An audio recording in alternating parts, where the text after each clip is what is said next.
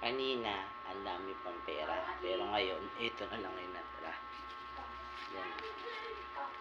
Hindi ko alam kung sisingilin pa ako ni Yano.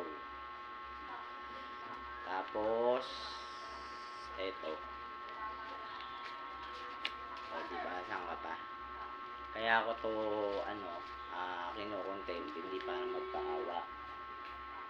Ito lang ang sinasabi ko. Ito ang realidad sa Pilipinas. Kapag wala kang wala ka nito, wala kang ganito.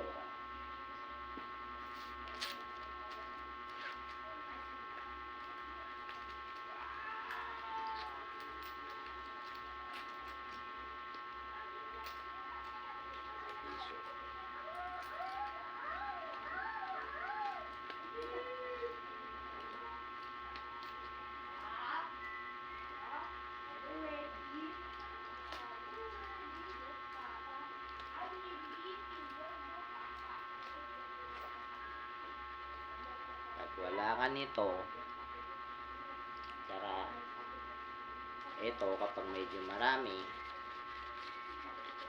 pag wala ka nyan, bilang ang respeto sa ng tao. Highlights kahit sino pa yan, kung sino pa man yan. Diyan nakikilala ang tao ngayon sa kulay ng bigay. Pag to bigay sa'yo, tatawanan ka lang. Pero kung to bigay sa'yo, baka sambahin ka pa. Baka halikan pa yung paa mo. Diba?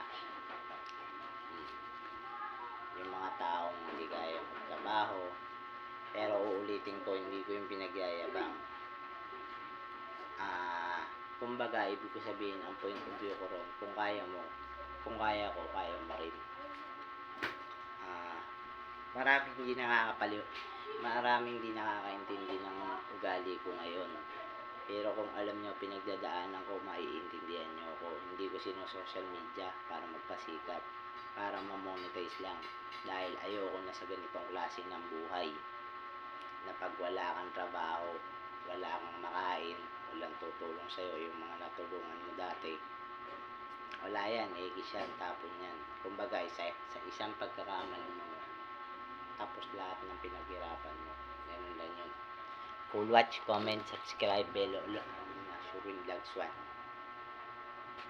Bye bye guys.